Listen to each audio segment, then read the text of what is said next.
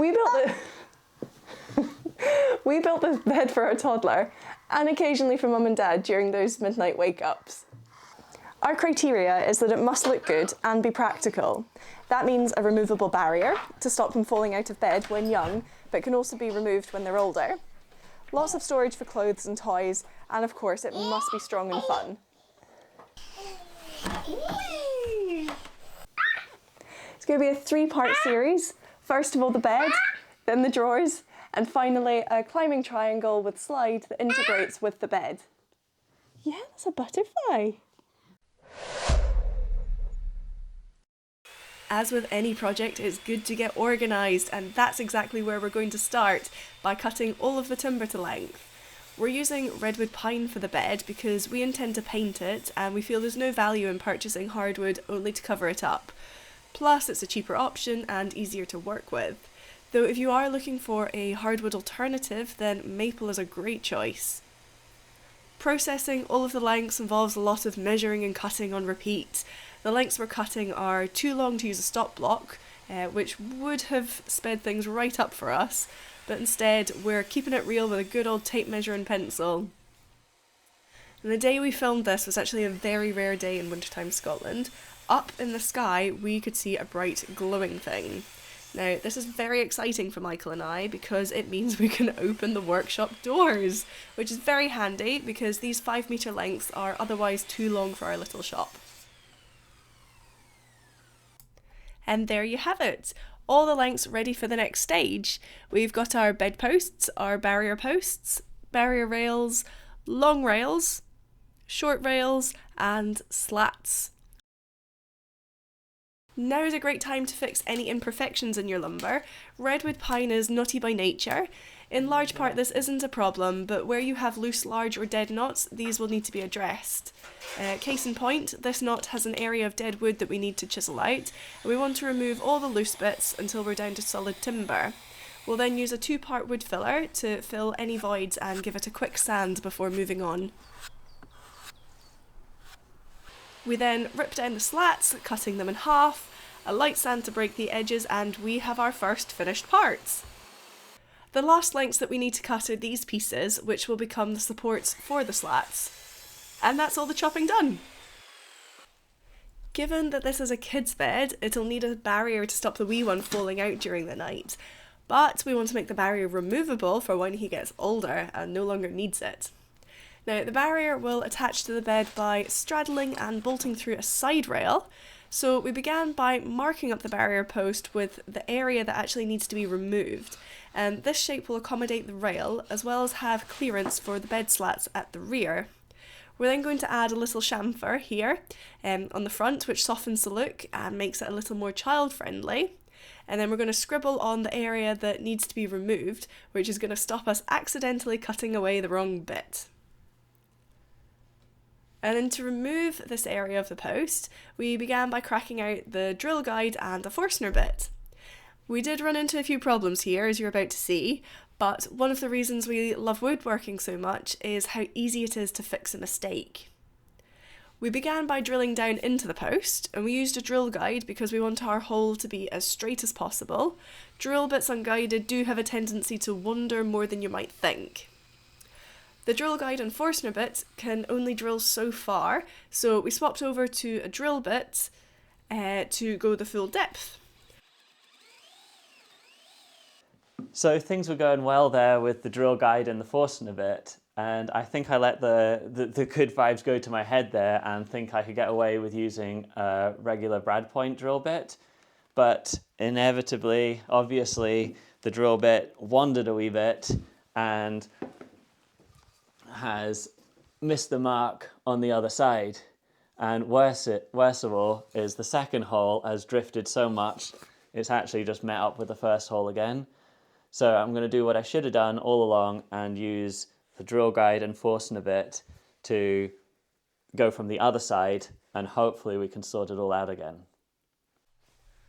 As Michael said, to remedy the situation, we flipped over the post and used a Forstner bit and drill guide to drill from the back. We then crossed our fingers and our toes and hoped for the best. Forstner bits are actually a really great tool to have. They always cut a clean hole and don't wander. So we really should have kept the faith and not given in to temptation using the drill bit there. I think the relief on Michael's face says it all here. We have a success. Hurrah! Taking our post over to the miter saw, as you can see here from our markings, we don't want to go the full depth. So we're going to make a cut with the depth stop set to stop us going too deep.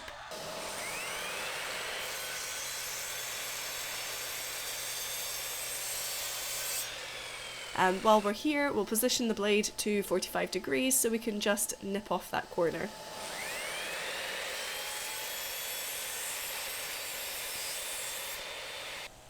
Using the bandsaw now, we're going to make a cut down our long pencil length until we reach the hole.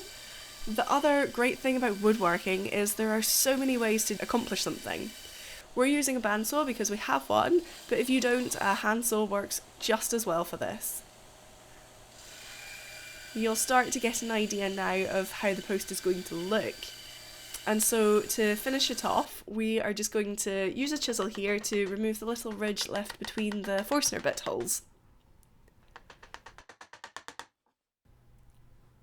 It's then time to mark the hole in the centre of the posts, which will attach the barrier to the bed. So we took the two posts out of the vise, and then using a scrap bit of rail material, you can kind of see here what it's going to look like when it's attached to the bed. It looks pretty cool, I think. Anyway, pop that back into the vise, all neatly and tightly aligned, ready to mark up. So in one fell swoop, just projected the line across both pieces, marked up the centre, and then used a bradawl to ensure our drill bit started in the correct location and then drilled through the whole lot.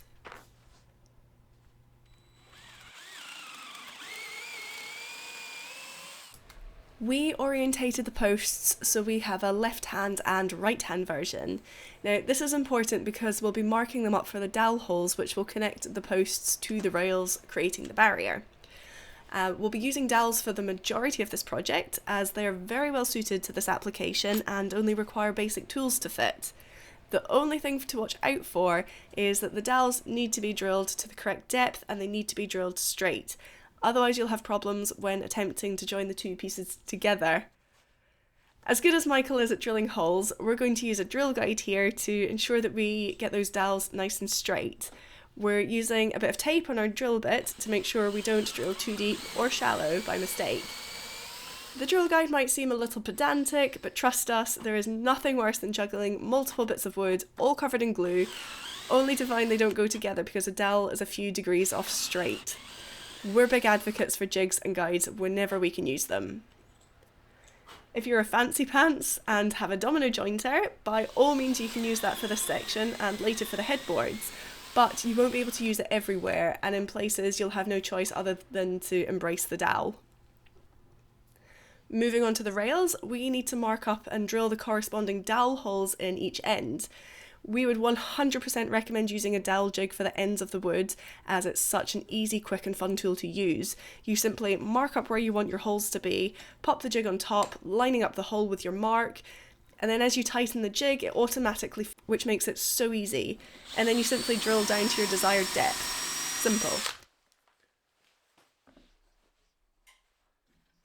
We then worked our way along each end, drilling perfect holes. We then set up the router with a quarter inch roundover bit to give all the edges a nice round. We're lucky enough to have a table router and palm router, so this process is quick and a lot of fun. You can achieve more or less the same effect with sandpaper, though if you opt for that route, I do hope you like a workout. Now we're going to round over all the edges of the posts and then the long edges of the rails. The reason for doing so is primarily to avoid any chance of injury. We have a little adventure baby, so we don't want any scary trips to A&E with a cracked head or split elbow. So lots of nice rounded edges for us, please. Now with all the parts beautifully rounded and ready to assemble, we set them aside because we're going to start making the headboards and rails. we're going to jump to the bedposts here and get them labelled. Now it's really important to label the bedposts because each is unique and requires a different layout of holes. With them lined up, we clamp them together so they don't wander as we're marking for the dowel holes. The hole pattern on this first side is common to all of the posts, so we can make one mark and then project that line across all of the posts. And then the holes that we're drilling here will be used to permanently join two posts with the short rails. This will become the headboard and footboard for the bed. Now, this bed design makes it easy to assemble and disassemble. If you ever want to move house, change bedrooms, you name it, you can do so really easily. And dowels are the best tool for this project. Yes, technically dominoes could be used for the headboards, but to connect the headboards to the long rails requires 2 dowels and a furniture bolt, and there simply isn't enough space for the chunky dominoes with this assembly method. If you're looking for an alternative, then bed rail brackets would also work well. Unfortunately, we actually struggled to find quality fixings that we trusted, so dowels it is for us. Again, we braddled our pencil marks to ensure the drill bit finds the right location and used a drill guide to drill the holes. By all means, if you're a rebel and want to drill freehand, go ahead and test yourself. We prefer the easy option. When you're drilling lots of holes like this, it's so easy for one to go squint or the wrong depth. And at the risk of sounding sales pitchy, a drill guide really is a great addition to any workshop. They're a very versatile tool that are easy to use and have some really clever features to solve awkward problems. We do a lot of research before purchasing any of our tools. As I'm sure you're aware by now, we have a small workshop, so any tool that we purchase really needs to work hard for us. Back to the build, we carefully rotate the posts so that the correct side is facing up. We'll be drilling holes here for the long rails. It would be very easy to drill in the wrong face, so take your time and get it right. Once you've got that, it's the same process as before. Line them up, clamp, mark your lines and drill. You might have noticed the plans we always have sitting on the bench. If you don't already know, we have plans available for sale for most of our projects. For us, every project starts in CAD, where we can work out the aesthetics, dimensions, and the best way to go about making it. From there, we put together a set of plans, which we then put to the test as we build the project. Now, we could hide these plans from the camera, but that doesn't feel honest to our process. And then at the end of the tool, we have a piece of furniture in our home, we have this video, and a set of plans that we're really proud of. Each rail requires 3 holes, the middle of which is for a furniture bolt. That hole needs to be drilled all the way through the post, so we're making sure that the posts are resting on some scrap material, as this stops any messy exit marks when the drill bit bursts through the back. We'll then take the short rails, which will be used for the headboard, and mark up the corresponding dowel holes on either end. And then using our trusty dowel jig, we're going to drill all 3 corresponding holes on either end of our short rails. We then head over to the router table and add a 1/4 inch round over to all the edges of the bedposts. That means the long lengths as well as the tops and the bottoms of the post. Then on the short rails, we're only going to round over the long lengths so that the ends remain square and butt up really nicely to the posts. It's really exciting to see it all starting to come together now, and it looks especially good with those rounded edges, don't you think? To process the long rails, we clamp them all together, making sure the ends are level and square. We can then quickly mark them up all in one batch, which is really handy. You may have noticed Michael and I often swap places in the workshop. Well, we have a young child, and so it depends on what needs doing that day and who's on baby watch. It can be a challenge to juggle everything, we'll be honest, but we are getting much better at it. It also really helps that we enjoy what we do and we can do each other's jobs. Spider! That's where he is! Oh my goodness, okay. Honestly, I thought I might have accidentally squished him while filming this segment. I am so pleased to see he's escaped to live another day. As I was saying, as long as one of us is in the workshop or busy editing and the other one is on baby duty, then this is a balance that works for us at the moment and will likely be our style going forwards. Then, once again, using our trusted dowel jig, we're just going to begin working our way through drilling the holes in the long rails. The middle hole needs to be drilled out that bit deeper to house the furniture bolt, so we'll change the depth stopper. Although it looks here that we're drilling a shallower hole, it's actually a little deeper because we'll not need the dowel hole jig this time. As you can see, we've upgraded from our trusty piece of masking tape on the drill bit to this collet, and I have to say it's working out quite nicely. I don't need to worry about gunking up the masking tape and losing my position anymore.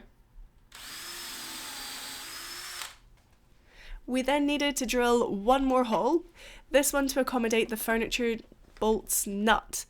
I just stepped back the rails and then marked up exactly where we needed to drill the hole, and was able to do this really quickly by using and projecting the centre line of that middle hole that we just drilled.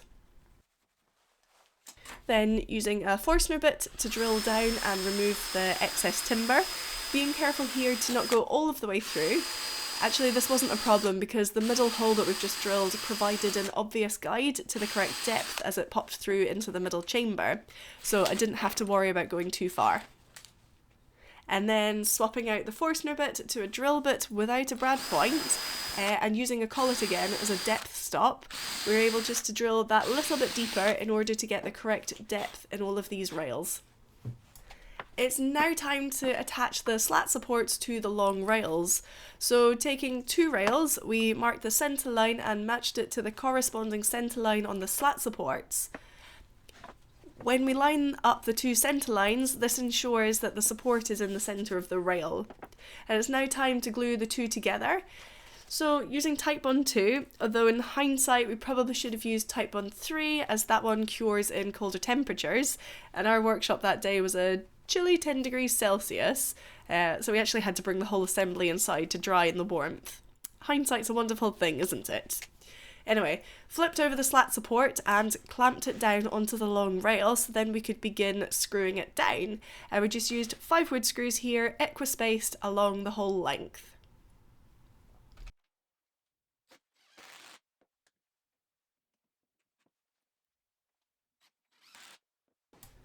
We then put the 1/4 inch round over bit into the palm router to add a round over to the 4 rails.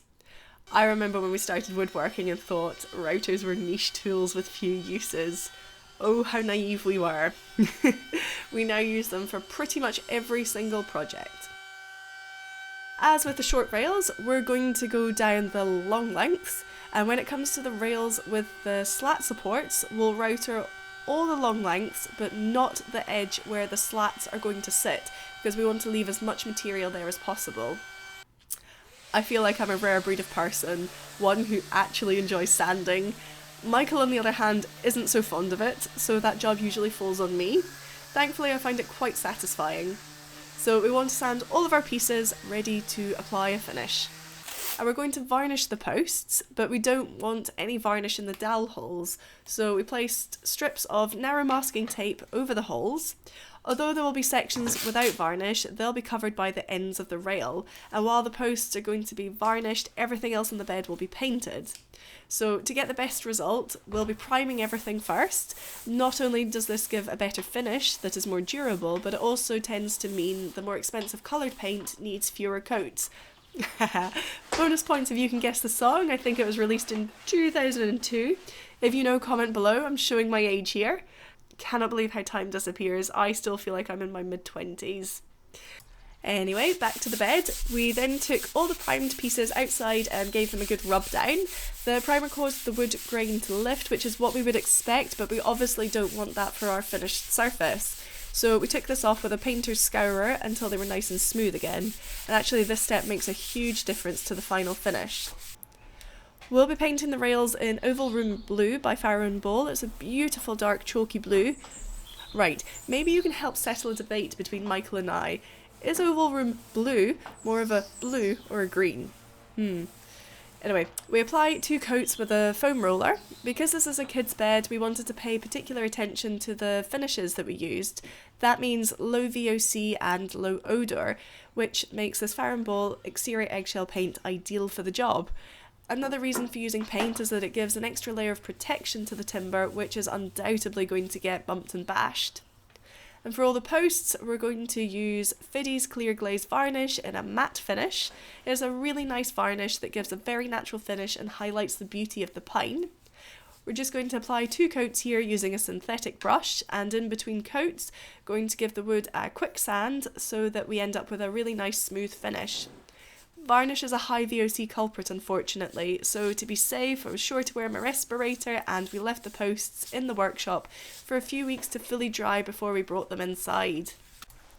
Once everything is dry, it's time to assemble the 2 headboards. Typically you don't have 2 headboards, you have a headboard and a footboard, don't you? But ours are mirrors of each other, so for simplicity we're just going to refer to them as headboards. After removing the masking tape, you'll want to select and orientate the posts. This is easy for the front of the bed, but you can easily mix up the rear posts. In fact, Michael came very close to making that exact mistake and only caught it just before gluing up, so it pays to double check yourself here. We then glue the dowels into the posts and push on our short rails. Don't worry at this point if you can't push the rails on all the way, we'll sort that out in a little bit. For us, it was then easier to work on the floor. We could then push our second post down onto the rails and secure it into position using some long clamps. And the clamps do a great job of pulling everything together and keeping it all nice and square. I suppose you could also use ratchet straps if you don't have long clamps, but you'll need to pay particular attention that everything remains square. That's the important part here. Finally, we clean up any glue squeeze out. Should be nice and easy because the finished surfaces don't absorb the glue, so it should just wipe straight off. We'll then repeat the same process for the barrier rail. We actually found that working on the clamps was the easiest way at this time, so make sure to orientate our posts correctly, though I don't think you can actually get this one wrong. Then secured the dowels with the wood glue, attached the rails to one post and clamped the second in position until it was nice and flush. With the barrier rail assembled and glue dried, we can place it onto one of the long rails with the slat support. With a bit of measuring, we make sure the barrier is central to the rail. It's then a really simple job to drill through the rail using the pre-drilled barrier holes as your guide.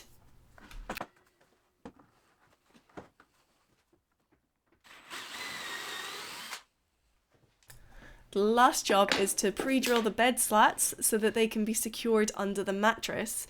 Now, securing the slats isn't essential, but it does make the bed a little bit stronger and gives you the confidence the slats won't move no matter how much the kiddies jump on the bed. So we recommend you drill the holes, but it's especially not critical that the holes need to be in the exact same location on every slat. That's just for our OCD. So Michael created this nifty little jig out of 3 pieces of scrap wood. A larger piece of wood creates the base, and then we glue down 2 finger-length pieces of wood joined together in a perfect right angle. All that's left to do is measure where the centre of one of the slots is going to be and project back where we would like to drill our hole. Then drill that point, and going forward you've got a perfectly positioned hole that's going to be in the centre of all of the slats. Here you can see the jig in use. It's been flipped upside down with the slat pushed into it. We then put a bit of scrap material underneath so that there's no tear out. And then Michael's drilled a hole down and it's in the perfect location. Hurrah for jigs! Now for the fun part. We took everything inside ready to assemble. We've got our 2 headboards, 4 long rails, 2 of which have the slat supports attached, so we're going to orientate those correctly. We've got all of the slats and additional fixings and tools that we're going to need to assemble the bed.